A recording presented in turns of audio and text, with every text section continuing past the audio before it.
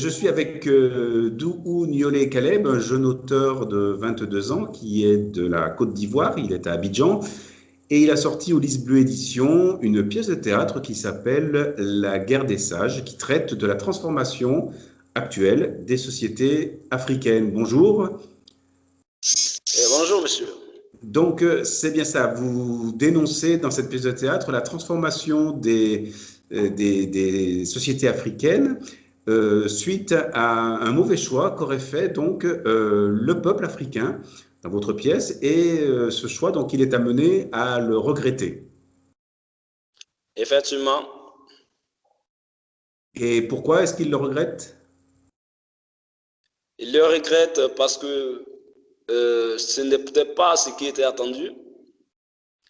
Et il le regrette aussi au nom de leur ignorance, parce que le peuple africain s'est laissé conduire par son ignorance et sa naïveté. Oui. Il s'est laissé avoir par les tendances extérieures, par les peuples occidentaux ou par d'autres tendances extérieures. Effectivement. D'accord. Et vous dites dans cette pièce de théâtre donc que pour un monde meilleur, il faut que l'Afrique se recentre sur ses origines, sur son passé, sur sa culture. Oui, je l'ai dit. C'est par là que tout doit commencer d'après vous. Oui, ben, tout commence avec le mental. Et une fois l'Afrique commence à se rendre compte et à prendre conscience de ce que sa culture est la meilleure et que tout est parti de l'Afrique, ce sera là le début de la délivrance de l'Afrique. D'accord. Donc vous êtes sur le schéma que l'Afrique de demain doit passer automatiquement par un retour sur son histoire. Oui, Et vous développez ceci dans votre pièce de théâtre. Cet ouvrage interpelle donc chacun à la lutte pour l'intérêt commun du peuple africain et la vigilance, la prudence vis-à-vis des discours extérieurs. Vous craignez les discours extérieurs, vous craignez la démocratie occidentale?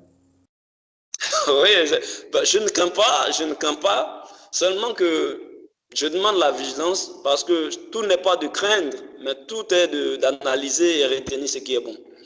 Ouais. Donc il y a du bon aussi dans la démocratie occidentale. Ouais, mais tout n'est pas mauvais. Je ne dis pas complètement que les Occidentaux sont des mauvais. Mais il y a quelquefois des personnes au nom de leurs intérêts qui arrivent à flatter le peuple africain Ouais. pour le... Ouais. Et pourquoi le peuple africain se laisse faire? Oui, c'est ce que je suis en train de dire. Le peuple africain actuellement est comme un enfant orphelin à la recherche d'un père et qui cherche à rentrer dans la mondialisation, mais de la pire des manières. Eh oui. Et est-ce qu'on est obligé de rentrer dans la mondialisation, d'après vous? L'Afrique n'est pas obligée de rentrer dans la mondialisation. Ce n'est pas une obligation, mais ça peut être une nécessité. Oui. Une nécessité et puis peut-être, oui, un levier pour l'avenir. Ah oui. Vous la voyez comment, l'Afrique de demain? Oui, comme je le disais, je crois à une Afrique forte, une Afrique réveillée, une Afrique consciente, une, une Afrique une Afrique africaine, je peux Une le dire. Afrique africaine. Pas une Afrique, oui, pas une Afrique venant d'États-Unis ou venant d'Europe. Une Afrique recentrée sur l'Afrique et sur elle-même. Voilà, une Afrique africaine. Ouais. Une Afrique africaine. Eh bien, écoutez, est-ce que vous avez écrit d'autres choses ou est-ce que c'est votre premier essai? Bon, j'ai écrit d'autres. Il y a le deuxième qui est en édition à Lys Bleu, Oui. intitulé Sous les cieux des canons. Il y a d'autres manuscrits qui sont en suspension, donc Voyage au pays du trône, et Péché et culture, qui sont actuellement en suspension. Eh bien, écoutez, vous êtes un auteur prolifique, donc on rappelle le titre de votre ouvrage dont on parlait à l'instant, c'est La guerre des sages. par Dououniolé Caleb, je l'ai bien dit? Oui. C'est bien.